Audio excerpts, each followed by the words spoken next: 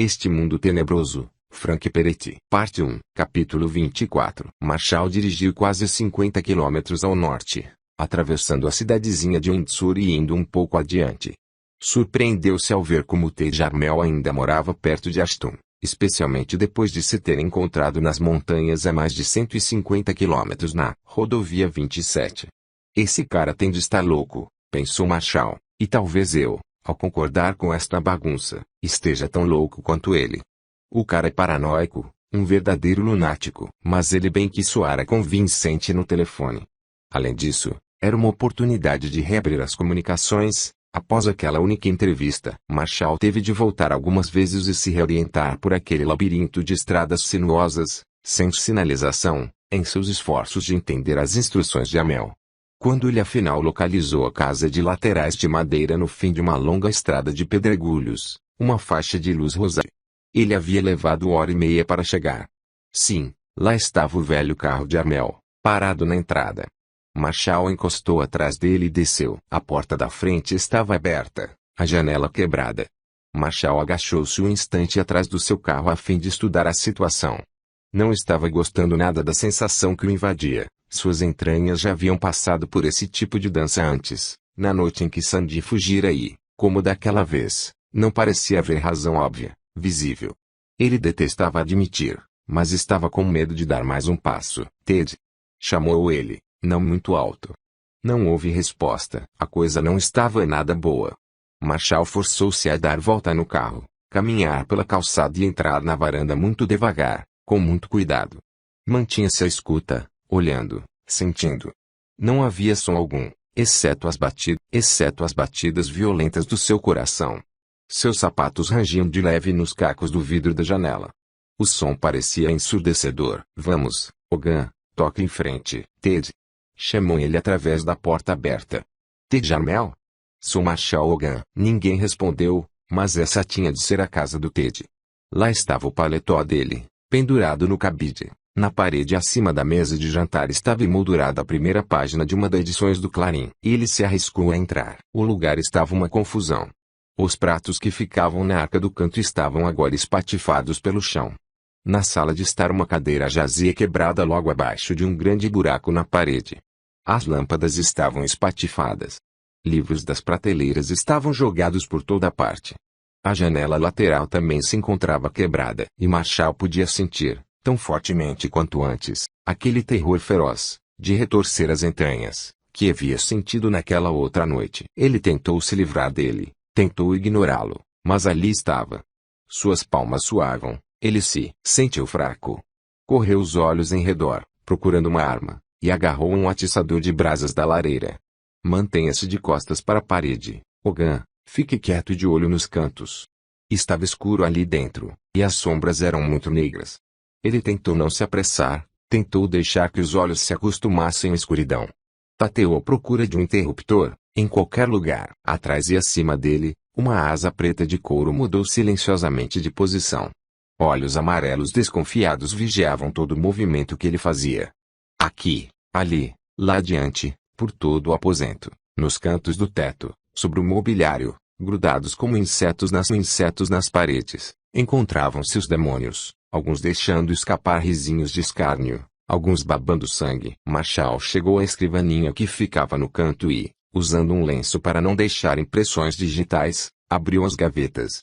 Nada havia sido mexido. Mantendo o atiçador pronto para o ataque, ele continuou a percorrer a casa. O banheiro era uma bagunça. O espelho estava espatifado, havia cacos na pia e pelo chão. Ele percorreu o corredor, mantendo-se pregado à parede. Centenas de olhos amarelos vigiavam cada movimento que ele fazia. De vez em quando, um demônio dava uma tossidela. Um breve jato de vapor saía de sua boca gotejante. No quarto, aguardavam os espíritos mais asquerosos de todos. Das posições que ocupavam no teto, nas paredes, em cada canto, eles vigiavam a porta do quarto, e sua respiração soava como um arrastar de correntes através de lama cheia de pedregulhos. De onde estava, Marshall podia apenas ver o canto da cama. Ele se aproximou cautelosamente, olhando para trás e até para cima. Ao chegar ele à porta do quarto, uma única imagem, como uma fotografia, imprimiu-se instantaneamente em seu cérebro. Um segundo pareceu uma eternidade enquanto seus olhos voaram do cobertor borrifado de sangue ao crânio de Tej-Armel, espatifado por uma bala, ao grande revólver que ainda pendia da sua mão inerte. Gritos. Trovões. Presas de fora para morder. Os demônios explodiram das paredes, dos cantos do quarto e se arremeteram como flechas na direção do coração de Marshall. Um relâmpago ofuscante. Depois outro, e mais outro. A mais alva luz ardente descreveu brilhantes arcos chamejantes, um gume cauterizante que ceifava o bando de espíritos malignos como uma grande foice. Pedaços de demônios sumiam no ar, outros dediam e desapareciam em nuvens instantâneas de fumaça vermelha. Levas de espíritos ainda jorravam sobre o homem solitário em pele em terror irracional, mas de repente ele foi cercado por 4 guerreiros celestes revestidos de gloriosa luminosidade, as asas cristalinas abertas como um dossel sobre o seu protegido, as espadas indistintas no meio do voltear e tremular de lençóis de esplendor. O ar encheu-se com os gritos ensurdecedores dos espíritos hediondos à medida que lâminas encontravam flancos, pescoços, torsos, e demônio após demônio era jogado de lado em pedaços que instantaneamente se desintegravam e desvaneciam como vapor. Natan, Armot e 2 outros anjos, sem ter e crer, arremetiam-se, negaceavam, volteavam, esbordoavam um espírito e retalhavam outro, dando estocadas com as lâminas em miríades de direções. Os clarões de suas espadas para desbotar todas as cores. Natan destripou um demônio e mandou revirando através do teto, deixando uma trilha vermelha de vapor que aos poucos se desvaneceu. Com a espada ele retalhava, com a mão livre colhia demônios pelos calcanhares. Armot e Center rodopiavam numa nuvem de alta potência, cortando demônios como quem corta a grama. Crei jogou-se contra Marshall e manteve as asas abertas a fim de proteger o homem estonteado. Empurre-os, gritou Natan, e pôs-se a girar em torno da cabeça o bando de demônios do que segurava, sentindo o choque de seus corpos golpeando outros demônios ao ritmo de um pauzinho passando por uma cerca de estacas. Os demônios começaram a retirar-se, metade já não existia, bem como também metade do seu zelo. Natan, Armot e Center puseram-se a voar em fechada espiral em torno de Marshall, as espadas cortando as evanescentes fileiras demoníacas. Um demônio, com um grito de terror, arremeteu-se diretamente ao céu. Center lançou-se atrás dele e despachou depressa como uma ave abatida na caça.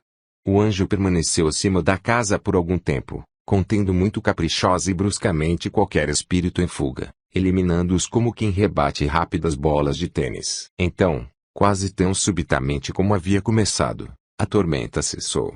Nenhum demônio restava, nenhum havia escapado. Natan pousou no fundo do corredor enquanto suas asas se dobravam e a luz ao seu redor se desvanecia. Como está o nosso homem? Creio disse em tom de alívio, ainda abalado, mas está bem. Ainda tem disposição para lutar. Armot veio descendo para pousar, e imediatamente examinou o vulto deplorável de Armel. Center passou através do teto e se reuniu a eles. Armot meneou a cabeça e suspirou, como disse o capitão Tal, Rafar pode escolher qualquer frente que quiser, a qualquer hora. Eles possuíam e atormentavam Tej-Armel havia muito tempo, aqueceu Center. Kevin Wade está protegido? Perguntou Natan. Armot respondeu com uma ponta de curiosidade. Tal enviou Signa para vigiar Wade. Signa?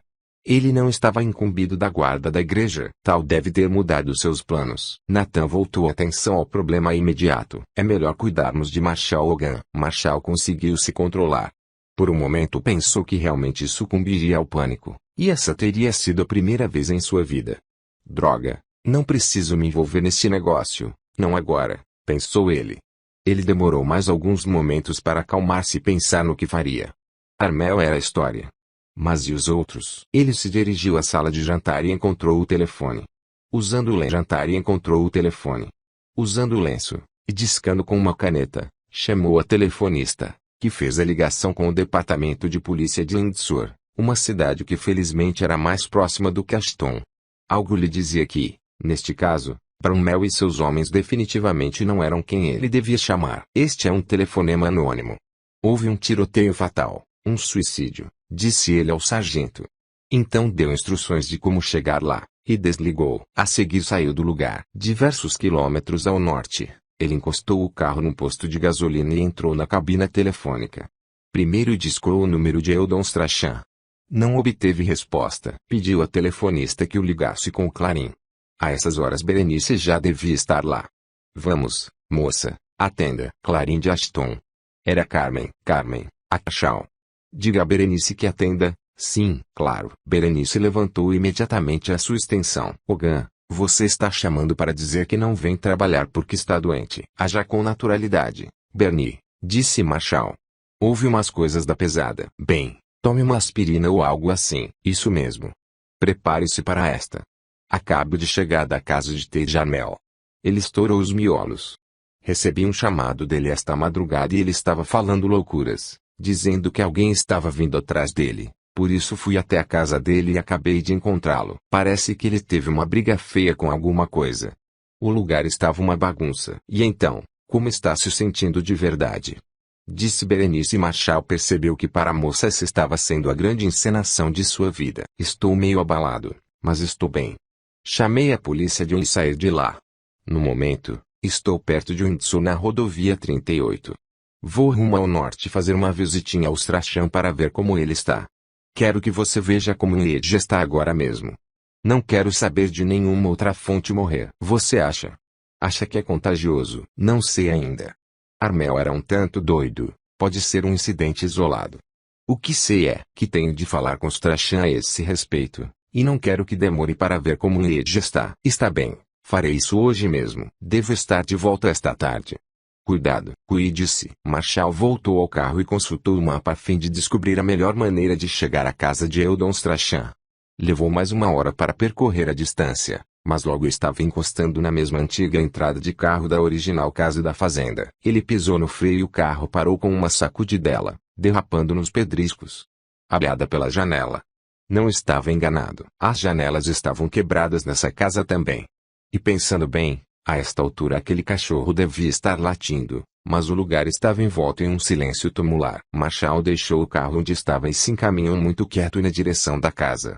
Nenhum som. As janelas da lateral também estavam quebradas.